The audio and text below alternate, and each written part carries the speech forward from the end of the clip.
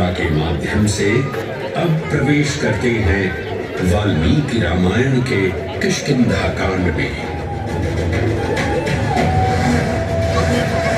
जब वानर राजा सुग्रीव अपने यूथपतियों से सभी प्रमुख स्थानों पर जाने के लिए कहते हैं और उन्हें अवंती नगर यानी उज्जैन जाने का आदेश भी देते हैं। मेखला उत्कल के क्षेत्र, दशरथ के नगर, आभ्रवंती, अवंती और विदर्भ के राज्य, साथ ही माहिष्का के आकर्षक राज्य में भी पूरी तरह से खोजना होगा। एक युग भगवान विष्णु के राम अवतार से संपृक्त और अगला युग उन्हीं के एक और दिव्य अवतार से समरस होना, ये अद्वितीय संगम केवल उज्जैन में ही संभव था। परंतु एक क्षण ठहरिए और ध्यान से सुनिए। ये हैं महाकाल के 1008 दिव्य नाम। हाँ, मैंने काल चक्र को परिवर्तित कर दिया है और अब द्वापर युग का शुभारंभ हो चुका है। विस्मय पूर्ण हो जाएंगे ये जानकर कि महाकाल के इन नामों को स्वयं भगवान श्री कृष्ण ने रचकर पिरोया था।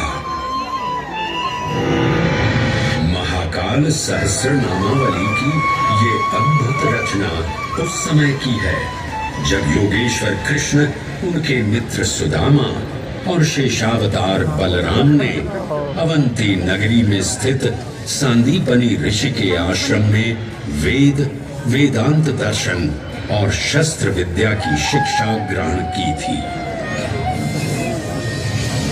कहते हैं कि भगवान श्री कृष्ण को अवंती ने ऐसा मंत्र मुग्ध कर दिया कि यहाँ 64 दिनों तक रुककर उन्होंने 64 विद्याएं और 14 कलाओं का ज्ञान लिया। उज्जैन का संबंध महाभारत से भी जुड़ा हुआ है।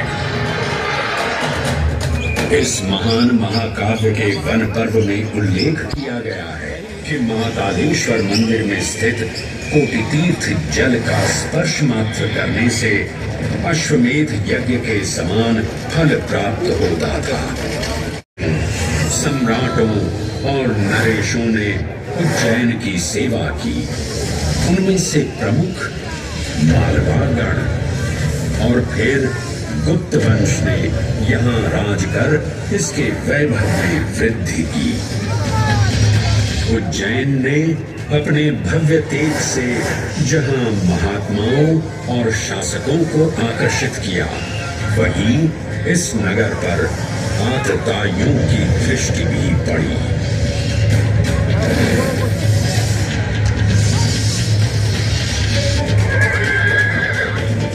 शक मध्य एशिया की खानाबदोश जनजाति थी जिन्होंने उत्तर पश्चिमी और मध्य भारत के कुछ हिस्सों पर आक्रमण कर अपना शासन स्थापित किया। ईसा पूर्व प्रथम शताब्दी में जब भारत शकों के अत्याचार से त्रस्त था, तब उन शकों ने उज्जैन पर भी कब्जा कर लिया और फिर उज्जैन में उदय हुआ एक तेजस्वी योद्धा महाराज विक्रमादित्य का। एक तरफ शकों का बल तो दूसरी तरफ विक्रमादित्य का अद्वितीय पराक्रम। विक्रमादित्य की तलवार महादेव के तीसरे नेत्र सी चमकी। प्रचंड युद्ध हुआ। महाकाल की कृपा से शूरवीरों ने शकों को परास्त किया और उज्जैन में गणतांत्रिक शासन स्थापित किया।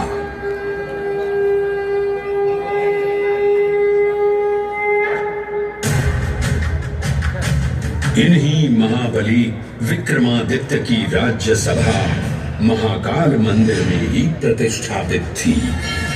आज भी इस मंदिर की घंटियों में विक्रमादित्य की वीरता और शौर्य की प्रतिध्वनि गुंजायमान होती है।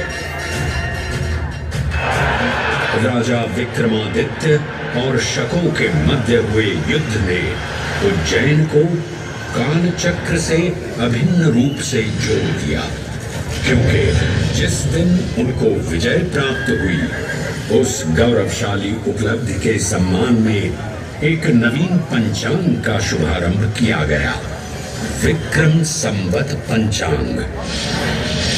आज भी कई हिंदू पर्व और धार्मिक अनुष्ठान विक्रम संवत पर आधारित हैं।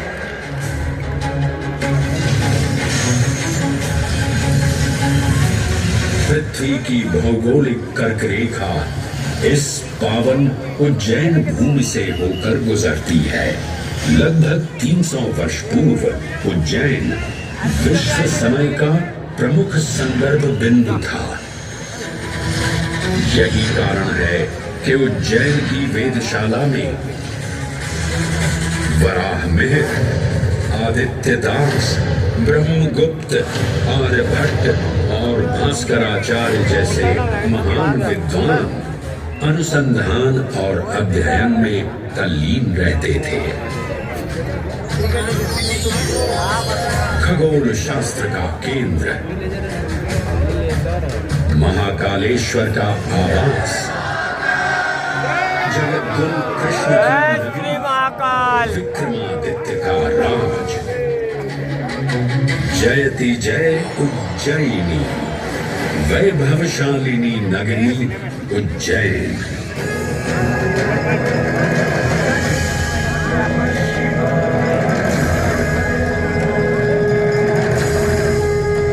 श्वासों को शिव मंत्र से अलंकृत कर, मन को भाव की गंगा से निर्मल कर, जो भी उज्जैन में महादेव की शरण लेता है उसका कल्याण होना निश्चित है।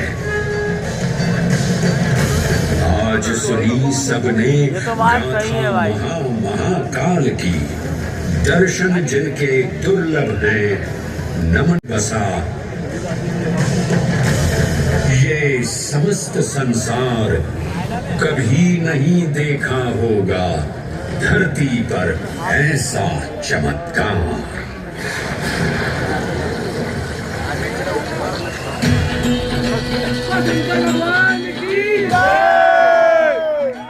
हर महादेव, जय श्री महाकाल।